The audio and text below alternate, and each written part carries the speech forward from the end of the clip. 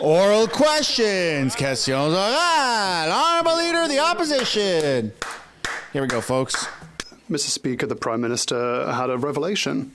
In an interview with the Halifax Chronicle Herald, he said that when people ask him for even more money from the government, he simply answers, and I quote, "The second they do so, inflation goes up by the same amount." Wow.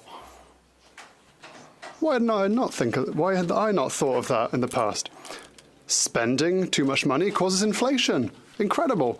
Will he unveil even more revelations and say that budgets do not simply balance themselves?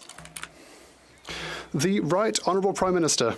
Who would have thought? Mr. Speaker, the problem with the Leader of the Opposition is that he didn't listen to the rest of the sentence in the interview.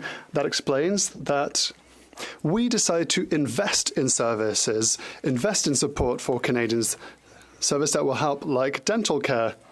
2 million seniors have signed up to dental care. Over 100,000 have already obtained, since the 1st of May, dental care. Over 10,000 dentists have already registered and signed up, but the Conservative Party continues to be against dental care and to discourage dentists from registering. We are here to help Canadians. The Honourable Leader of the Opposition. Now I understand the Prime Minister's logic. It causes inflation if the government spends money by directly sending checks to Canadians. But if they send it to fund red tape, it doesn't cause bureaucracy, apparently, Mr. Speaker, unless it comes with shattered promises and unrendered services, Mr. Speaker. It's true what the Prime Minister said. Finally, spending money that we don't have adds to the inflationary fire. Will he finally recognise that it's time for a common-sense plan, dollar-for-dollar approach to repair the budget and reduce inflation? The Right Honourable Prime Minister. Mr. Speaker, the Conservative Party voted against dental care in the name of inflation. They also voted against dental care for vulnerable people that haven't, for some of them, who haven't gone to the dentist for sometimes decades. Is that inflation? No, it's not. It's help for Canadians that are finding it very hard to pay for groceries, for example, who are concerned with the cost of living. We are sending direct aid, and the Conservatives are blocking it as much as possible. That's what it means to be here for Canadians. Leader of the Opposition. Speaker, the Prime Minister has had a revelation. In an interview with the Halifax Chronicle Herald, he told how he responded to people asking for him to spend even more government money. And he said, and I quote, "As soon as you do that, inflation goes up by exactly the same amount." Right? Right. I think of that. My goodness. Spending money you don't have actually causes inflation. In the middle of having epiphanies, has he also realized that budgets don't balance themselves? Drop some dummies in the chat. Prime Minister. Speaker, that's good. The Conservative Party has been using that approach about concerns on inflation to stand against things like national food programs for kids or dental care for seniors. They have stood and objected against and even campaigned against dental care for seniors over the past many months. But we've delivered to over 100,000 seniors of the 2 million who've already registered for dental care the support that they hadn't gotten in years or even decades. But he stands against it with some made-up excuse around inflation when delivering services delivers for Canadians. Oh, no. Pierre's coming back. He calls his own words a made-up excuse, Mr. Speaker. You can't make this stuff up. He said that when people ask him, can you send us more benefits or send us an extra $1,000 a month? Well, he responds, as soon as you do that, inflation goes up by exactly the same amount. Right? Holy shit. Speaker, that is exactly why over the past years we've been focused on bringing down inflation by supporting Canadians, and it is working. For the past 4 months, Mr. Speaker, Inflation has been down in the Bank of Canada target range, while we continue to increase supports for Canadians, increase dental care for Canadians with Conservatives that campaigned against, supports for senior supports for young people, increased investments in childcare, bringing childcare fees down to $10 a day. These are the investments we're making that do not add to inflation, but add to Canadians' well-beings as they're making ends meet. That's what we stand for, Mr. Speaker. Oh, man, this is going to come back really hard on him. He finally, for once, thought about monetary policy. He said as soon as you spend more, inflation goes up by exactly the same amount. Right. And he is right for once. But repeating the same costly promises that he has already broken does not change that fundamental monetary rule.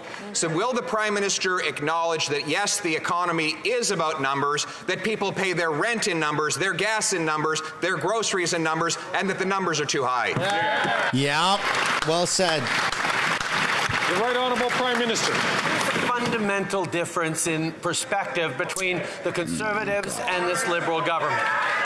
The macroeconomic situation of Canada is one of the best in the G7, one of the best in the world. And the independent credit rating agencies continue to give us AAA scores. The federal government is doing well, but Canadians need support. So we are choosing to deliver supports to Canadians with this solid fiscal position. Dental care, a national food policy, national disability benefits, help for housing and investments in the kind of supports for Canadians that he has stood against every step of the way, Mr. Speaker. Plan to axe the tax, build the homes, That's a funny slip and up. stop the crime. But of course, the NDP is keeping this costly Prime Minister in office for another year and a half. Well, people starve and are forced to live in tents. Those Canadians who've been able to hold on to their homes, they can't afford a vacation, but maybe a staycation. So we're asking today that the Prime Minister vote for a motion we will introduce tomorrow, which will give Canadians a 35-cent a litre gas tax break until Labor Day. Will the Prime Minister axe the taxes so Canadians can have a staycation? The Right Honourable Prime Minister. Mr. Speaker, the Conservative Party is proposing to eliminate the Canada carbon rebate. This is a rebate that arrives 4 times a year in the pockets of Canadian families that, according to experts, economists, and the Parliamentary Budget Officer, puts more money in the pockets of 8 out of 10 Canadian families in the jurisdictions in which it applies. This is more money in people's pockets while we fight climate. No one agrees with that. It's been debunked. Change Canada has ever seen. This is what the Conservative leader continues to rally against: affordability and climate fight. Yeah, I don't know. The Honourable Leader of the Opposition. Of course, the Prime Minister is doing neither. After 9 years, the NDP Liberal Prime Minister is not worth the cost, and neither is his carbon tax, which the Parliamentary Budget Officer finds costs more to 60% of Canadians than they get back in phony rebates. Mr. Speaker, going into the summer, the Prime Minister plans to hike taxes again. Canadians need a break now more than ever. Can he put aside his wacko ideology long enough to give Canadians a break by axing all the taxes on fuel for summer vacation? The Right Honourable Prime Minister. Mr. Speaker, it's not ideology to understand that fighting climate change and growing the economy while putting money in people's pockets is a good thing, because that's exactly what this government has done. Excluding the pandemic, our emissions are now the lowest they've been in 25 years because of our plan that prices pollution and puts more money back in the pockets out of 8 of 10 Canadian families. The fact that he refuses to understand that you don't have a plan for the economy if you don't have a plan to fight climate change is yet another proof of the fact that his approach is not going to succeed for Canadians. The Honourable Leader of the Opposition. Speaker, he ranks 62nd out of 67 countries on fighting climate change. This after he's brought in That's a quite sad. 17-cent a litre carbon tax. A tax that he wants to nearly quadruple up to 61 cents a litre if, God forbid, he's ever elected. We have 2 million people lined up at food banks, a quarter of Canadians skipping meals because they can't afford food. 1 in 4 adults missing meals so they can feed their kids. For God's sakes, why won't he give Canadians a summer vacation from all his taxes and accept our common sense plan? The Right Honourable Prime Minister. The Conservative leader isn't focused on affordability. He's focused on ending action on climate change. If he was so concerned about the price of gas, he'd have a conversation with his friend, the Premier of Alberta, who just raised the gas tax by 13 cents a litre.